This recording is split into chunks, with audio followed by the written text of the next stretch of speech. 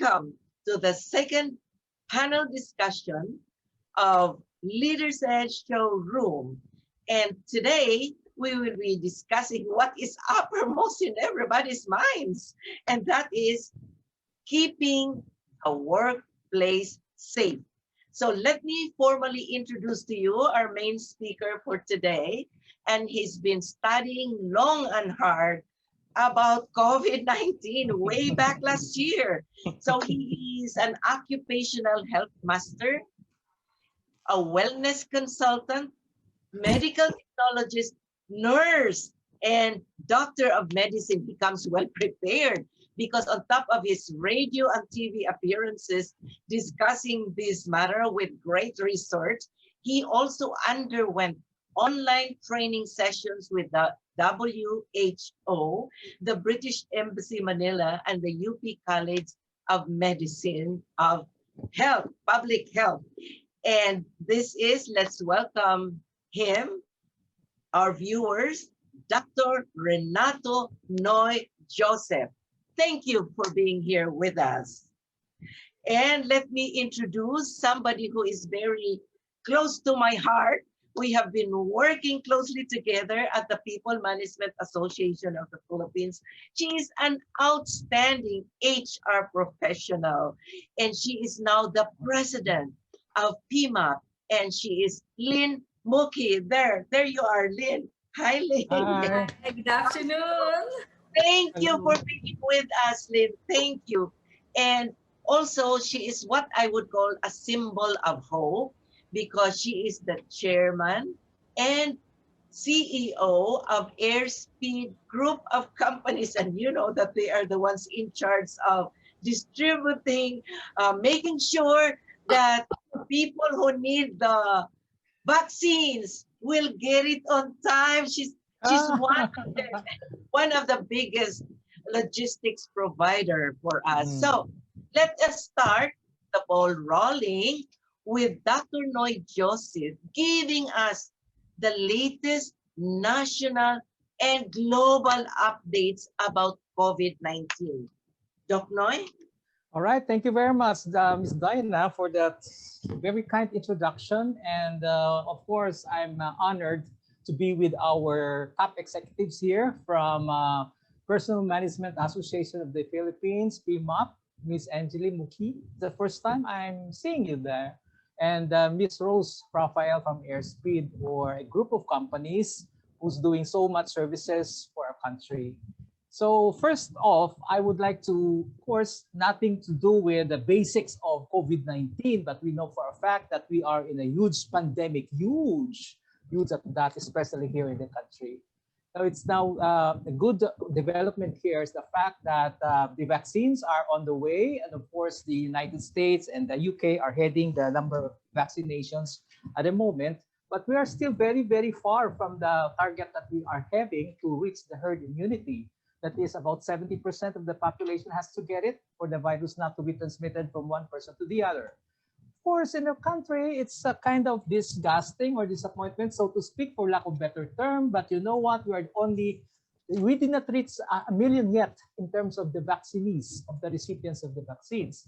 But as you know, ladies and gentlemen, my wonderful guests and participants, the prevention of COVID-19 does not rest on the vaccine alone. We have to do the minimum standards yet, so to speak, and of course, the very powerful measures on public health. And for myself, I really believe this physical distancing is the most effective way of doing it, and the wearing of the mask, of course, goes with it as well. And what are we expecting in the days moving forward? We do expect, on the gloomy part of the story, would be more people will become sick of COVID-19, and sad to say, more deaths, unfortunately, will still happen. So let us practice the extra precautionary measures that we have in mind. And as we go along, we'll discuss that in the whole afternoon of our panel talk. Back to you, Ms. Dina. Yes, let me get to Lin Mukhi, because we have so many P.M.A.P, so many member companies. So I want to know, Lin, because I know you really are in touch regularly, very, very often with all the member companies, and you keep on getting in touch with us through online meetings. And we have, I know I keep on getting regular updates, but I want to hear from you. What are our member companies doing right now to ensure the safety of their people within their own corporations? Thank you very much, Dina. As you know, employers and employees have really collaborated for us to be able to continue operations, providing employment while keeping people healthy and safe in the various workplaces. Most of our employers have completely shifted already to 100% work from home arrangements. Mhm. We have member companies who have provided technology enablements going as far as making sure that the employees have sufficient internet connections of sufficient bandwidth to accommodate the technological traffic of working completely from home. Where there are necessary instances wherein the employee has to report on site to the office, employers have provided protective personal equipment, the mask, alcohol, making sure that there's a full bunny suit if needed. In one of the companies that I work with very closely, the company has gone as far as making sure that there is an isolation room just in case somebody feels, it's not necessarily COVID yet, but in case somebody while in the workplace feels like, I don't feel so well, I'd like to take a rest, or I seem to be getting symptoms, I'd like to find a way wherein I can be checked without putting the others with me in the workplace into jeopardy. There's the isolation room that companies have provided, as required, of course, by our Department of Labor and Employment. And an employee can go there and have somebody, a nurse, on site to check on them. What I believe we can be proud of is that while we know that businesses have also taken a hit in terms of revenues and profits because of the challenges now in terms of operations, we have seen the humanity of management as well as the courageous cooperation from employees really working together to make sure that we go through this time safeguarding the health and safety of our people while we endeavor to keep business operations running. Well, thank God for that.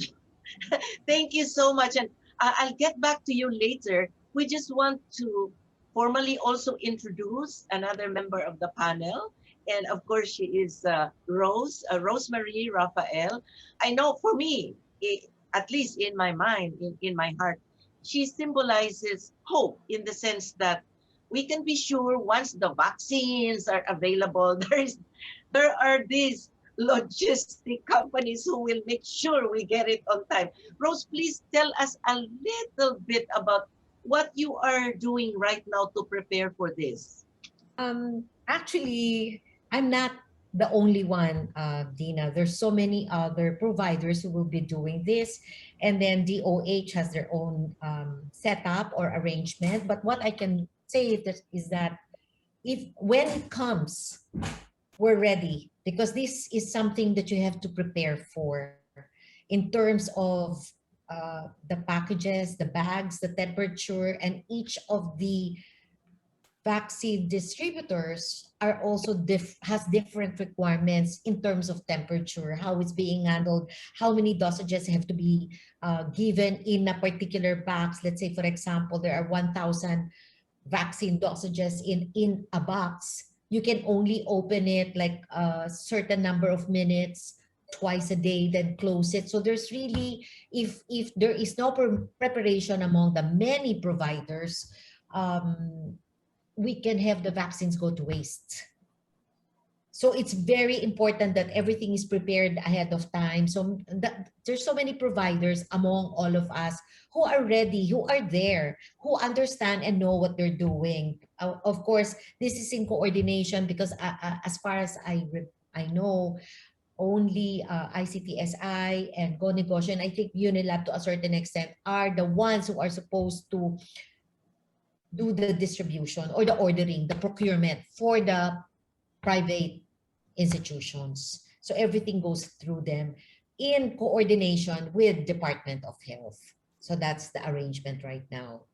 The ones that arrive are really the donated vaccines, and this actually will go to the hospitals, the health workers, and the uniformed men or our police people and PNP and all. So, LGQs are also preparing for that. They're all coming right. up with a vaccination center, so everybody's really preparing for that. So follow-up question, Rose. Would you have any idea after those priorities or priority groups that you mentioned, how, who's going to get it next? Because it means it's going to take such a long time. So Yeah. how Yeah. long before it reaches to the other levels Has or it has to be procured, and I really have no visibility to that. Procurement will have to start first, and I don't have any visibility to that. oh, all right. So right now you are just making sure your people, the ones who will do the delivery, etc., are well monitored.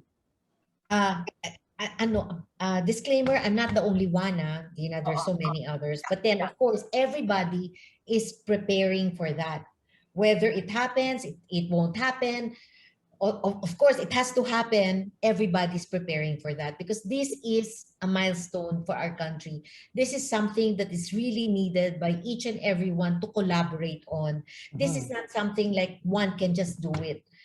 We have to collaborate from the procurement to the clearance to the arrival to the distribution to the vaccination centers.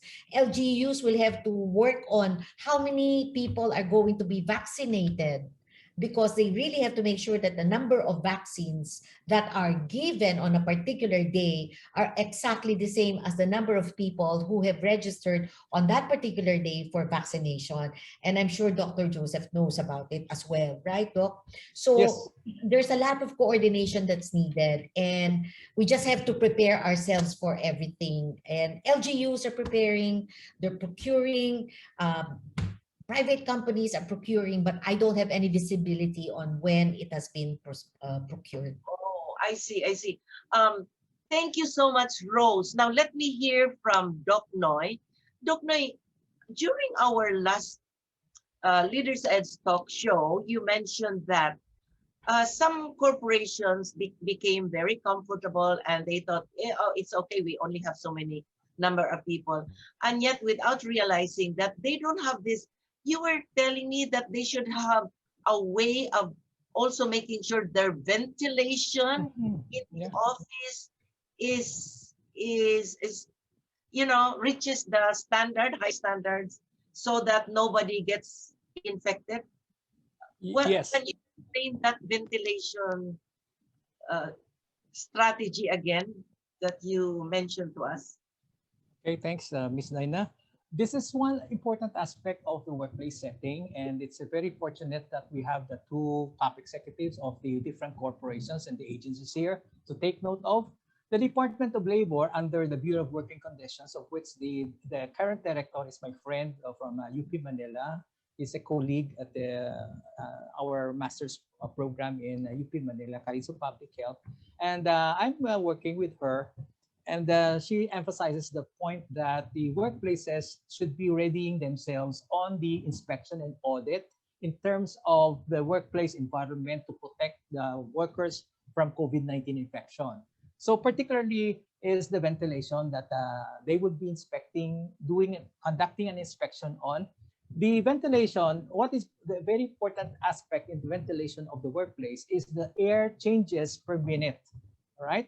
So for example, we're very particular about the amount of air that comes into the work environment and the amount of air that's exiting the work environment. So roughly it would be in an ordinary workplace area, it would be like 7 to 8 changes of air per minute. All right. And that's very important. How do we measure this? There is a gadget or monitoring equipment to do that for you. And agencies such as I know that the Occupational Health and Safety Center there in Diliman, or the other agencies, private. In fact, in UP, when I was there, we were doing this to the workplaces. measuring the air exchanges, the air changes, and the carbon dioxide, carbon monoxide content of the workplace. And that's very important to note too, that the work areas do have different requirements as to the air changes that has to have. For example, in a photocopying machine area, it is noted that it should have more air changes than the meeting room or the other less busy areas in the workplace. So this is very important because it is where we must observe the proper circulation of the air, the proper oxygen content in the work environment. Now, for small workplaces, small scale industries, for open industries, if they could not afford an air conditioning unit or an HVAC system at that, it would be most preferable to rather use an open air in working environment. Okay, and that is very, very practicable, right? So my message here is that we must see to it that there are appropriate measurements on the air changes that are happening in the workplace. Let me just take this opportunity. I like the things that our president from P.M.A.P said, Ms. Mukhi, about the programs of the companies. If I may add, on the psychosocial aspects, you are having a wonderful employee-employee relationship in the organization. For me, this is a very important aspect. I learned this since I got to survive COVID-19 in Saudi Arabia. By the way, I almost died. I almost lost my life from COVID in Saudi. So I learned the importance of spirituality here.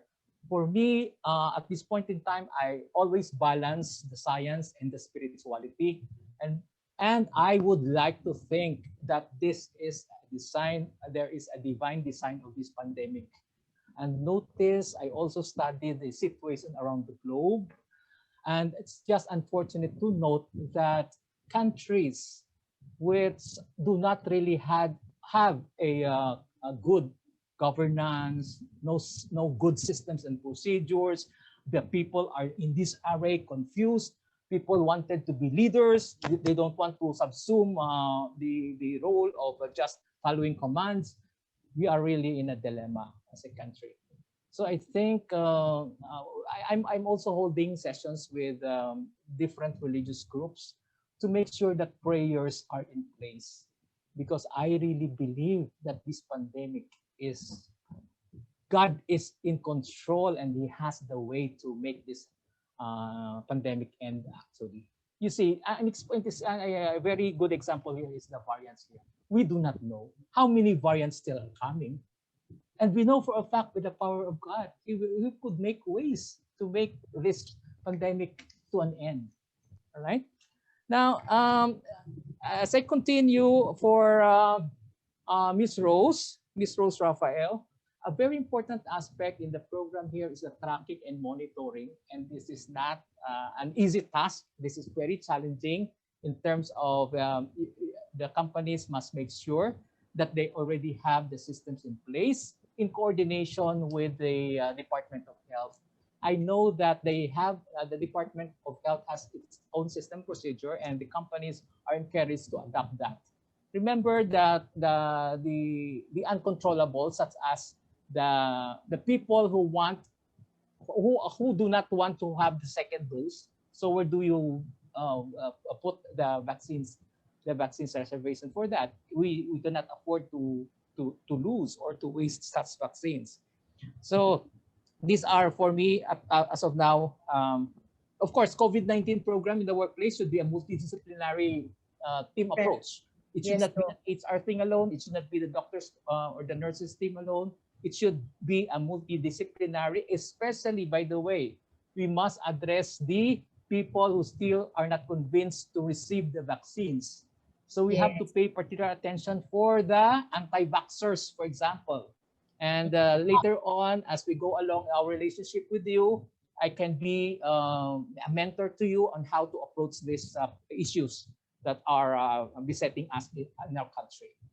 Doc Noy, I hope you don't mind. I know this is a very controversial and delicate topic, but what, in your opinion, where are we? Because right now, from what I see on the news, it's like we are like almost at the bottom among Asian countries. The other Asian countries seem to be able to manage everything well, and they are not experiencing all these spikes and all this, all that. So, where are we really, in your opinion? Where are we? I'm very sad to know this. I'm always monitoring the website, and the good website here is the website on where is that? It gives us a good picture of the COVID-19 cases, the number of deaths, the number of vaccines, etc., on a daily basis. And I'm very, very sad to learn that the Philippines is on the bottom edge of the list. I cannot imagine. I've worked with so many Asian citizens in Saudi Arabia. Bangladesh, my dear, they even are, the Bangladesh as a country is on top of us. I cannot just accept that thing. So there's a lot, and I'm so that's why, Miss Dina, if you notice, I'm so passionate to get in touch with P.M.A.P because of the employers groups. Of course, there are many, and P.M.A.P is one of the top companies. And which, by the way, I visited their mission vision statement as well because I'm particularly interested. The systems and procedures of the different companies will rest on the leadership of, the employer groups. And I know for a fact also that the employees, the different workplaces, I mentioned this, Miss Dinah, in our last previous session, that there are many practices which are not based actually on science of COVID-19. So that is, I would strongly encourage and enjoin the companies to make sure that we are working through the science of COVID-19. Therefore, we manage the resources. Companies, I'm sure, could not just waste the resources for a program that doesn't mean anything. So let us use our resources wisely. Well, thank you, Daknoy. I'd like to hear from Lynn what she has been hearing or up, being updated on by the member companies of P.M.A.P.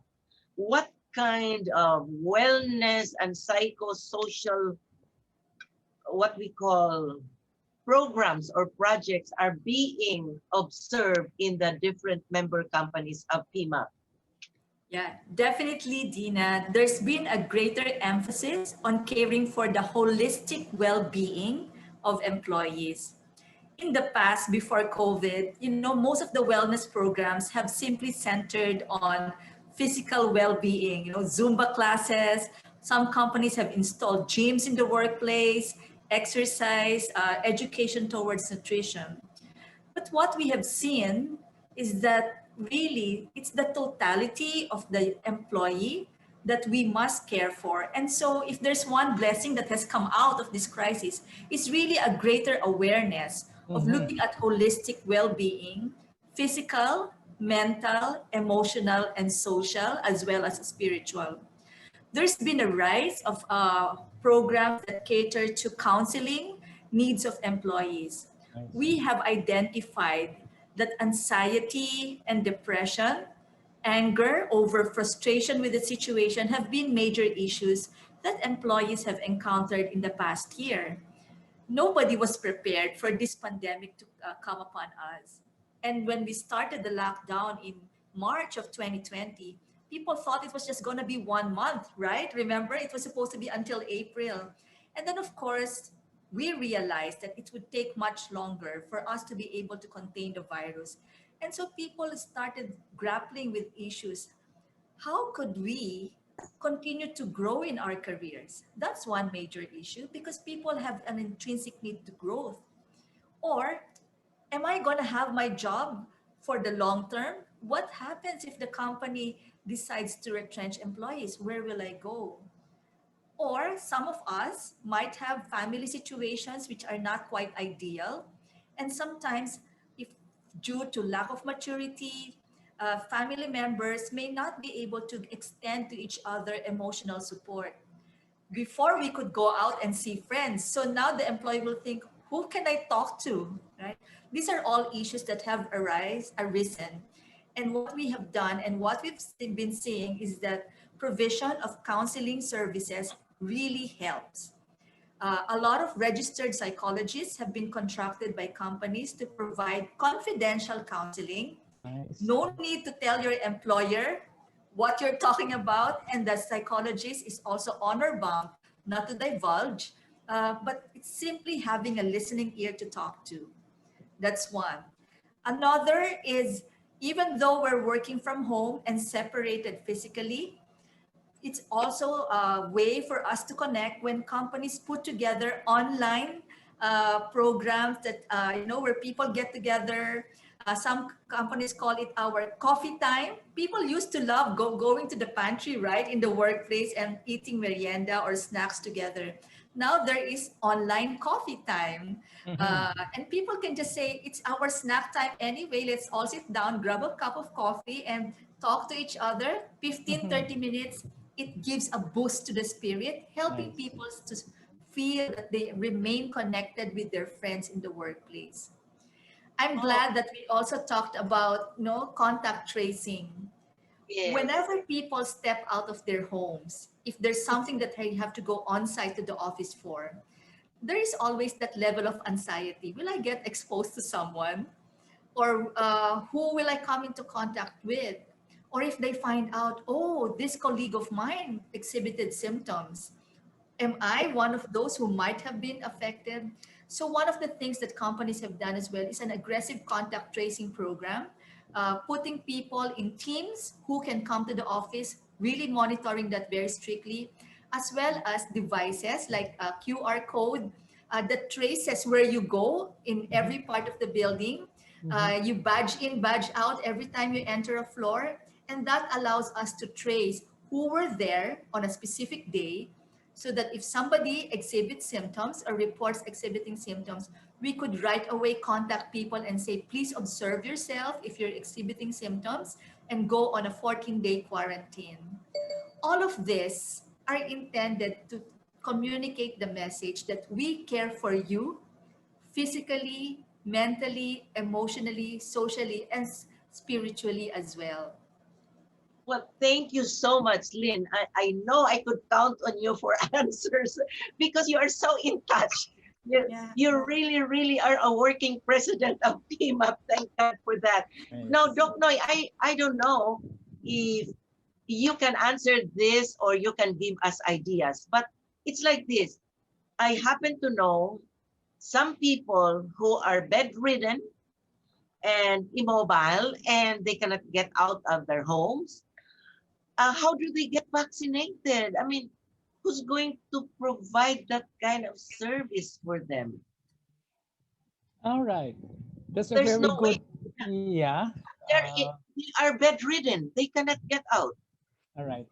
I would think I would not preempt the plan of the Department of Health or the LGU, but I would confidently say that it would be taken care of the LGUs on their health I see. offices. Yeah. And Okay. when the vaccines will be out in the community level, for sure, the community, the government, in the local government will be very, very assertive in ensuring that there is a proper monitoring and tracking of the vaccination program.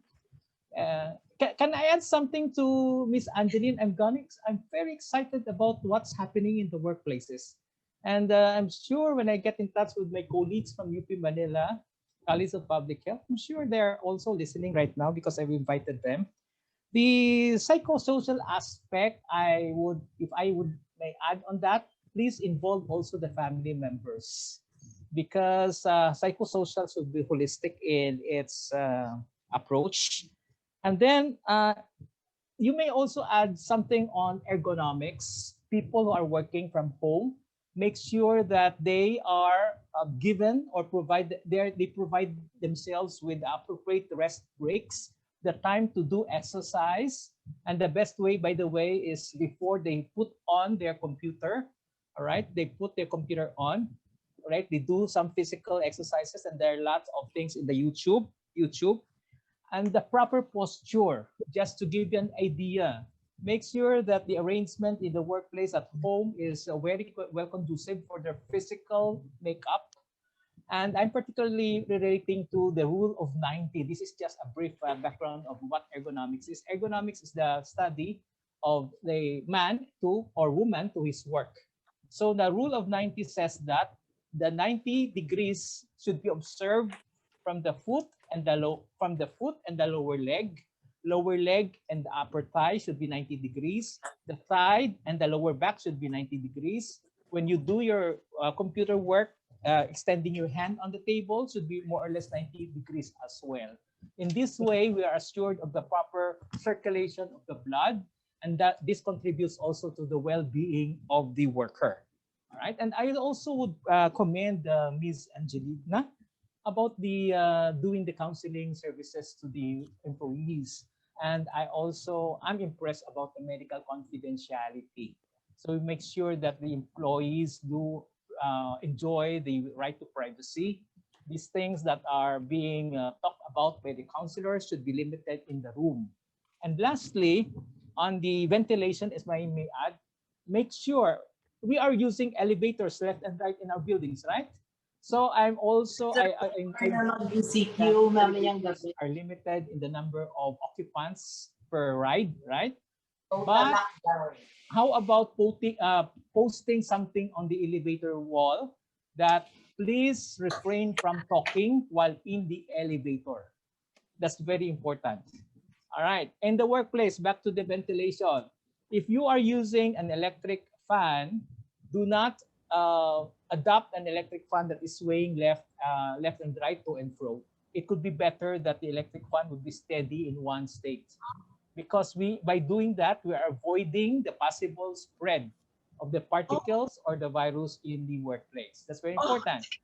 And lastly, it would be much better that you really provide the exhaust fan to make sure that there is a appropriate, as I've mentioned earlier, the air exchange from the from the environment outside to the ambient environment inside. All right, so that's it for the moment. Yeah, Doc Noy, I keep on getting, well, friends here and there, notices, warnings, never to get yourself vaccinated because it is the mark of the beast. Like Satan, etc., etc. And well, I keep on getting this, and I don't know if you have gotten it yourself, but it's circulating around. So there are so many, and they have made a vow to themselves, the groups, that they will never be vaccinated. All right. Yesterday, I forwarded to you my training sessions with the WHO. I'm so happy that there are lots of materials and very practicable, and it can be implemented in the workplaces.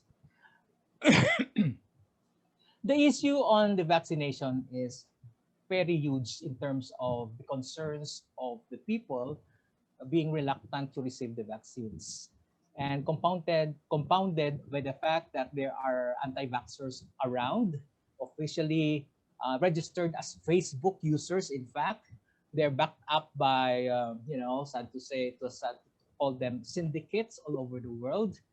And in my assessment, the pro-vaccines are still way far compared with the anti-vaxxers.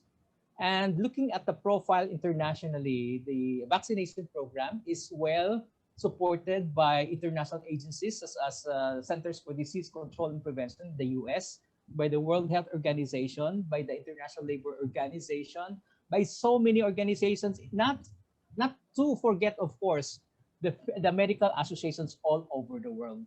In my assessment alone in the country, and I'm very confident to say this, that 95% more or less of the doctors are supportive of the vaccination.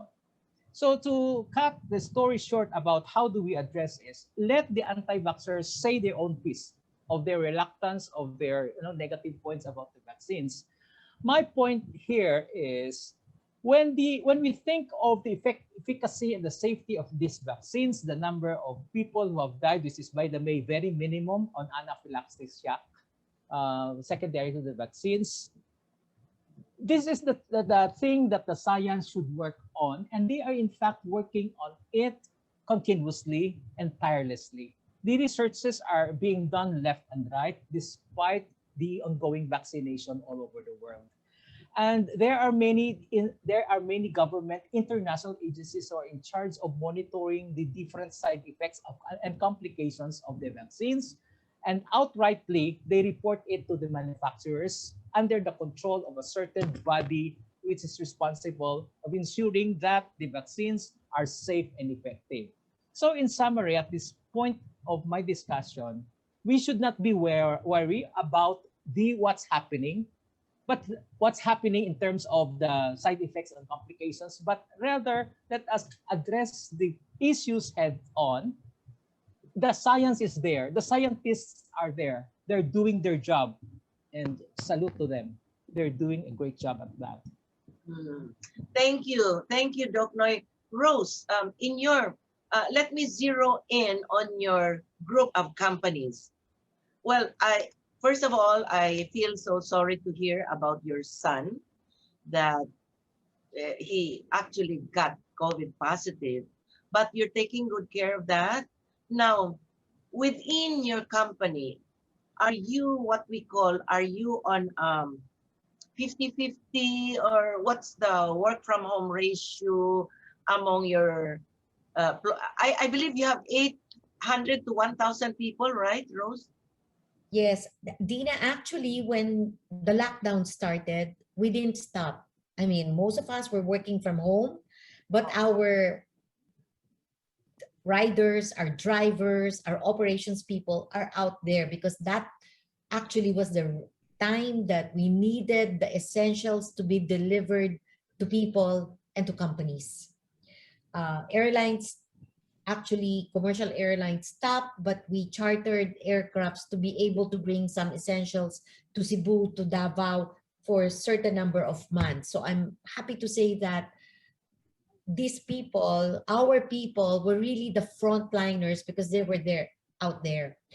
In the office, we did like a work from home, and just like what Ms. Lin said, we also have like an isolation. We're very careful, and I can say that we really do not have a high report of COVID cases. Good. Meron yung mga suspects or merong nagka-COVID pero symptomatic. The worst case really is my son because he got hospitalized and he had difficulty breathing. That was the worst case in our company.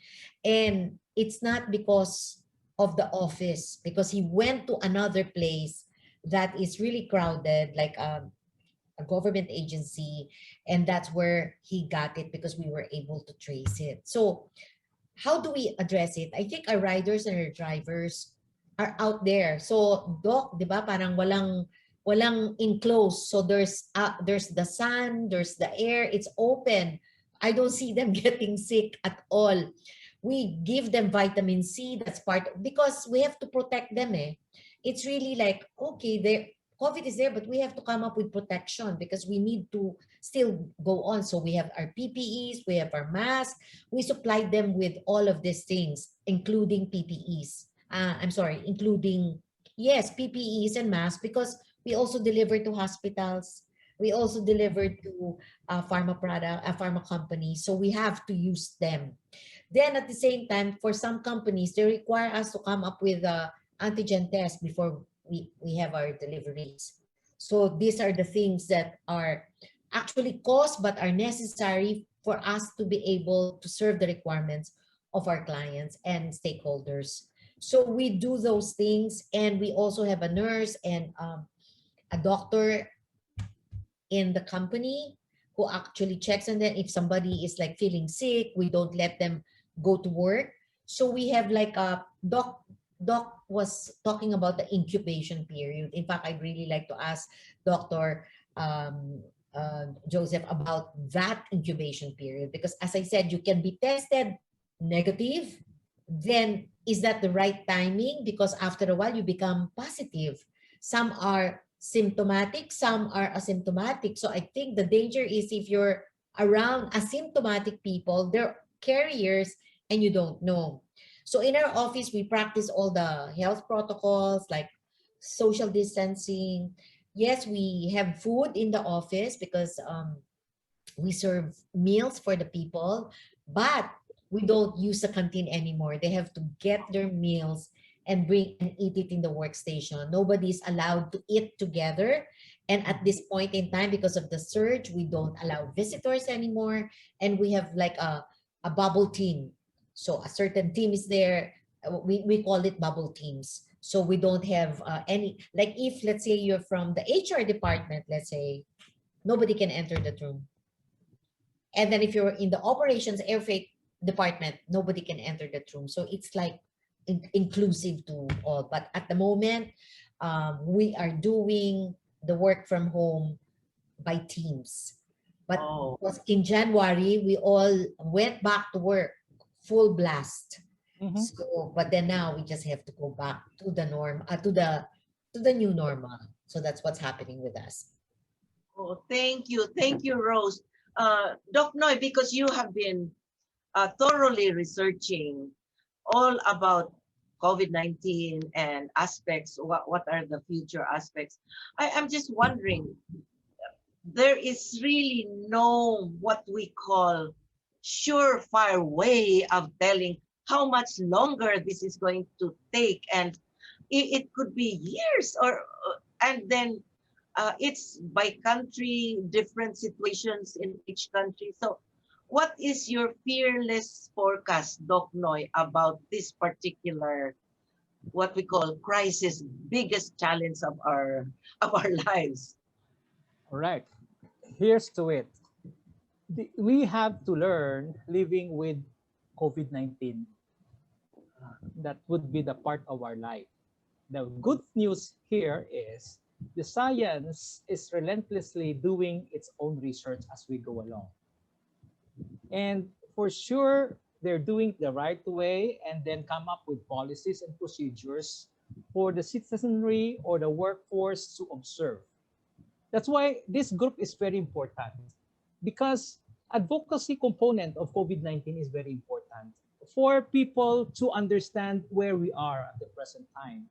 We all know that, we know for a fact that in the absence of proper communication, people speculate.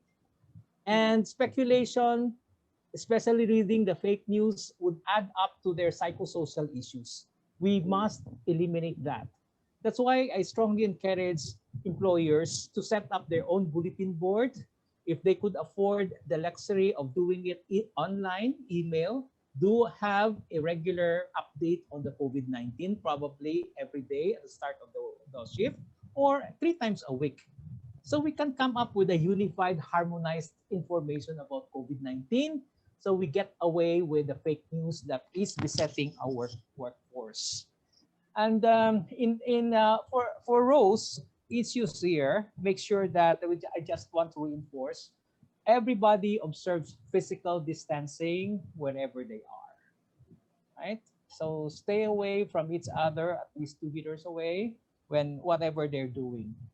And in terms of the testing, she raised about the timing of the testing. In fact, before we started, the science on the COVID testing is giving us the information that it is best done on the day 5 from the time the COVID symptom arises. Any symptom for that particular matter referable to COVID-19, and especially this consists of cough, fever, difficulty breathing, body pains, and these basic symptoms, right? For me, for example, my first symptom was diarrhea. Okay, and I know I was really highly suspicious on that day too. In fact, that when my diarrhea persisted, it was COVID, because I remember that I was exposed to a gasoline boy when I had my car refueled. That's why I was very sure that it was COVID, and in fact, it was. So therefore, now that the variants are here, it used to be that on the day 5, the COVID testing is done, and the rest of the period, the employee or the person is just observed in a quarantine facility. Really, does he or she sent to the hospital unless it is severe or critical stage.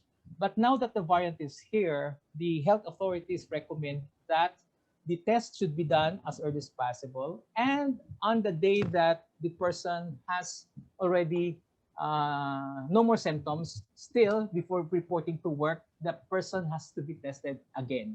just to make sure. Okay, it used to be that, remember, I think that was sometime in October in here in the Philippines, I was that they stopped the testing as long as the person is symptomatic for the next 24 hours, and then no need for any test anymore, and then that will already guarantee that the person is safe. But unfortunately, because of these variants, the health authorities recommend a retesting before the person reports back to work or returns back to work. Yes. Thank you. Thank you so much, Dr. Now, for the benefit of all those who would be interested to have consultation with you on wellness and psychosocial aspects, as well as the physical safety of their people, can you please say out loud your your email address or how to contact you? All right. Of course, they could always course through you, through your office. But for companies or individuals who would like to get in touch with me on a personal basis, my email address is renato.joseph. All right. It's spelled in the label at the bottom of my page there, renato.joseph@yahoo.com.ph. Oh, yeah, that's And I easy. would thank you for giving this opportunity for me to plug my email address here. I would be very particularly interested doing the advocacy on countering the fake information. Doc, I have a Because that question. is a poison. Yes. I have a question, Doc. So you were a COVID patient, and of course, before you get exposed to other people, you have to have yourself tested.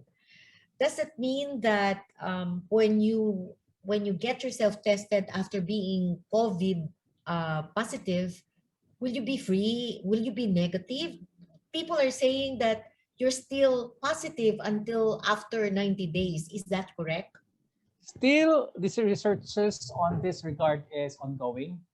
The fact is, the symptomatic people, all right, positive result plus symptoms are very much more infective rather than those who do not exhibit symptoms and who are already negative.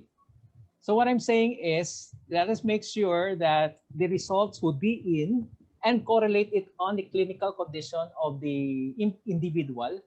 And if the results would strongly say that the effectivity is still there, do not ever accept the employee to return back to work still.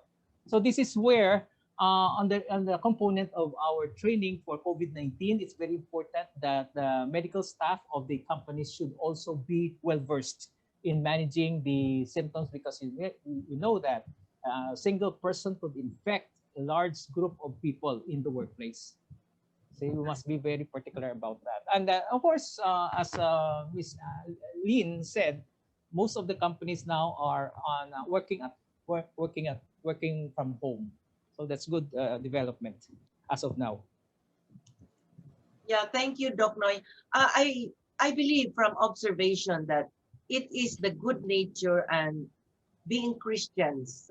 We are practically all of us are Christians here in the Philippines. It is what is saving us, because we cannot rely everything coming from dole outs, dole outs from government, because the government itself is cash strapped as well. So, but the very nature of Filipinos helping each other, the bayanihan aspects, the malasakit culture of Filipinos, that's the one that's really, for me, it's giving a lot of hope to our countrymen, our kababayan. So would you agree, Doc Noy? It's that plus You know, of your what you mentioned minutes ago is very relevant, because for me, we might as well use the Filipino inherent traits, yeah, all right, to help one another. The malasakit here, the makialam trait of it's one of us, the very good caring capacity or individual basis. Sad to say, because of the poison brought about by the fake information, people tend to use these positive traits on a negative aspect.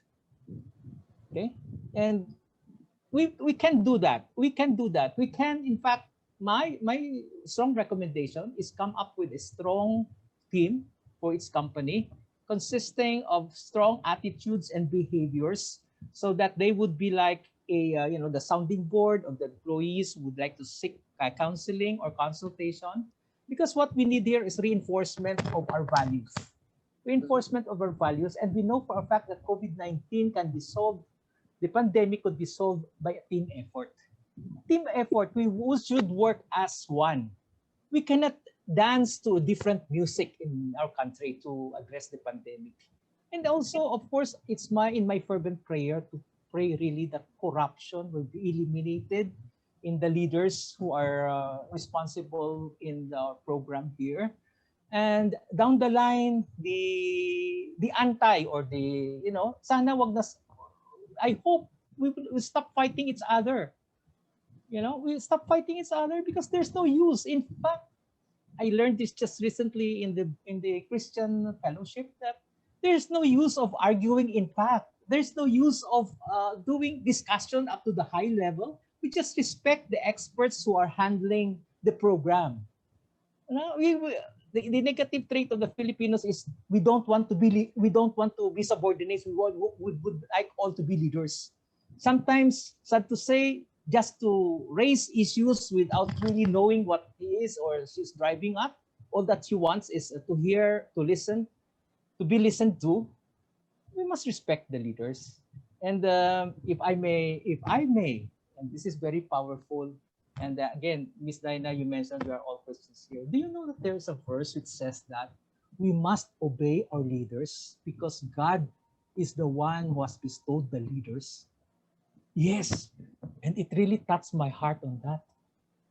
People, our country is very popular about demonstrating left and right, etc., not respecting the leaders. God has His plan why He set up the leader for our country. So let us hold on to that. This is a powerful verse from the Bible. I have not stated the true verse, of course. I just restated it in my own words. Indeed.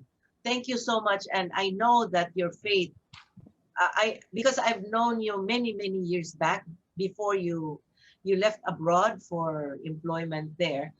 I know that your faith has deepened, most especially after you got stricken with COVID. So you have, I would say, you're almost like a brand new person.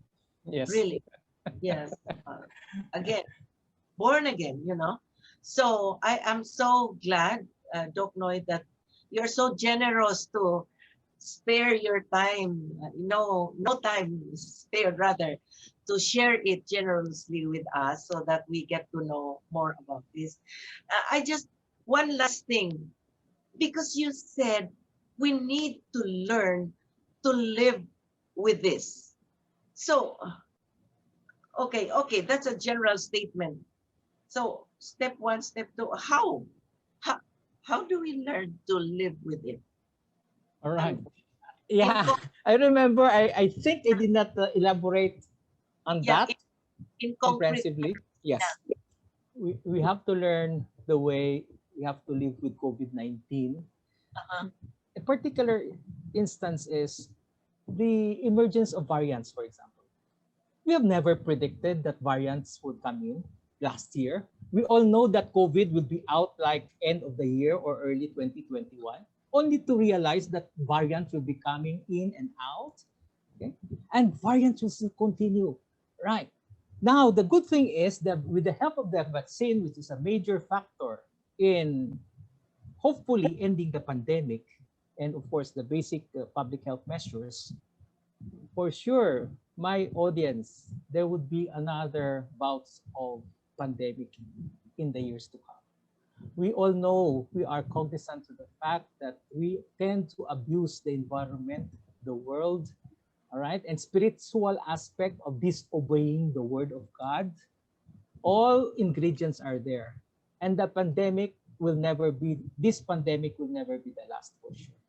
And this is just a trial period for us to get well versed, to get versed, to get well versed on how we do address the issue when the time comes again. By Well, then, I hope we'll be ready. The systems will be in place, the people will be in place to comply with the requirements of the program, etc., etc.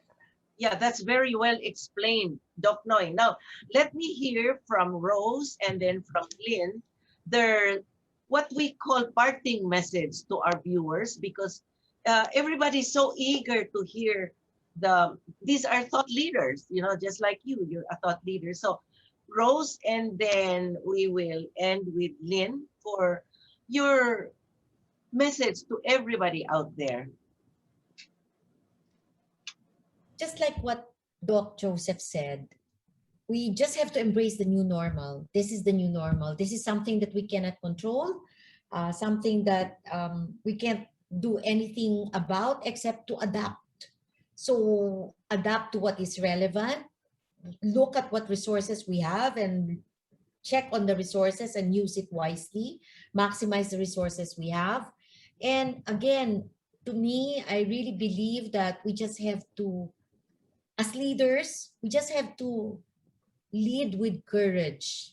And not only courage, but courage in action. Because when the pandemic lockdown happened, I was in shock.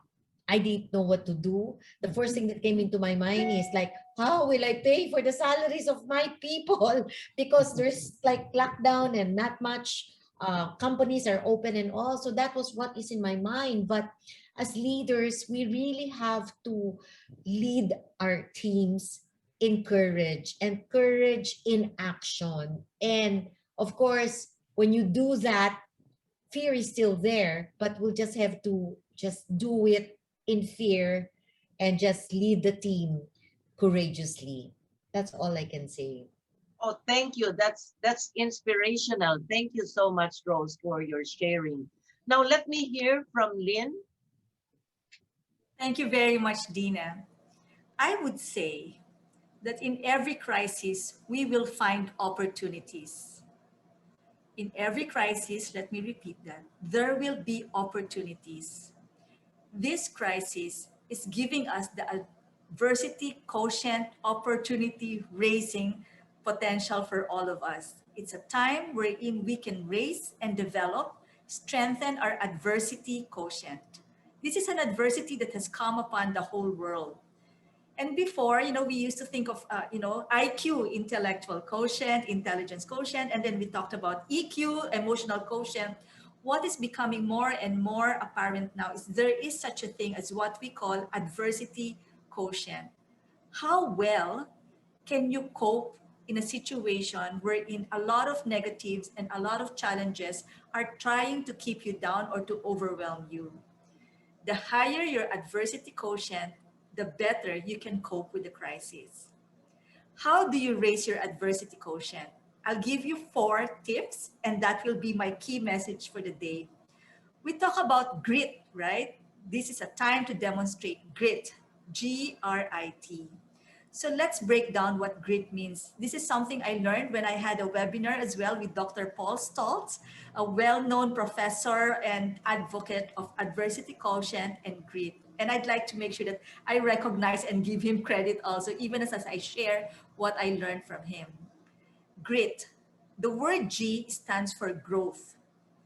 People who are high on adversity quotient find ways to grow in spite of the adversity. We ask ourselves the question, what can I learn? How can I grow in this situation? So that stands for letter G.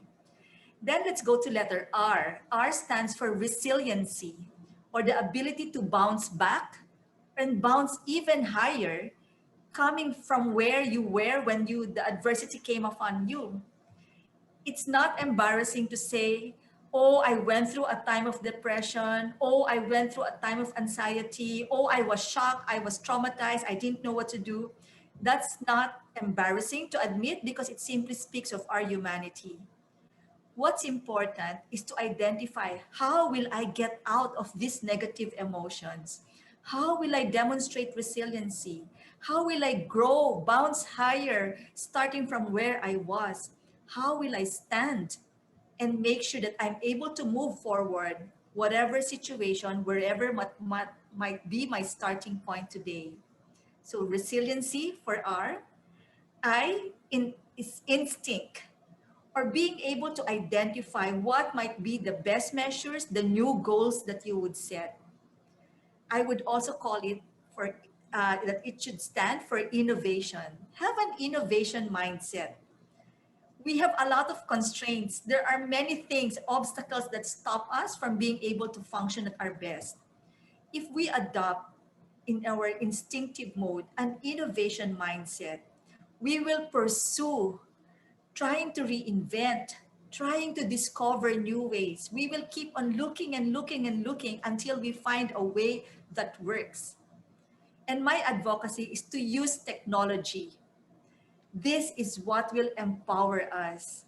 It may not be something that comes easily for some people, but it's the only way to go. Look at us. We're here, we're online, we're using technology to be able to give hope, inspiration, raise awareness, and education. So have an instinct for what will work, what might be the best goals you can pursue. Have an innovation mindset. And lastly, the letter T stands for tenacity.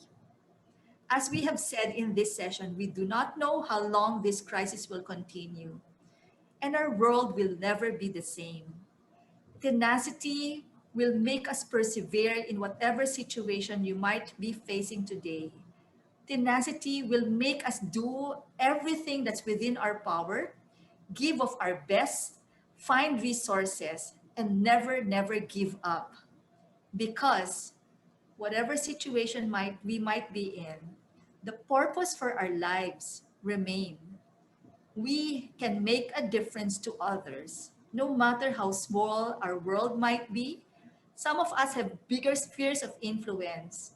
No matter how small or how big your sphere of influence is, make up your resolution that you will make a positive impact, and that will inspire you to keep going and to demonstrate grit, and it will raise your adversity quotient. As I've said, in every crisis, there is an opportunity if we look at it with eyes intended on living our lives with purpose and significance, making a difference to others. Oh, thank you. Wow, that was I tell you, it's like food for my heart and my spirit. Thank you, Lynn. Thank you so much for sharing.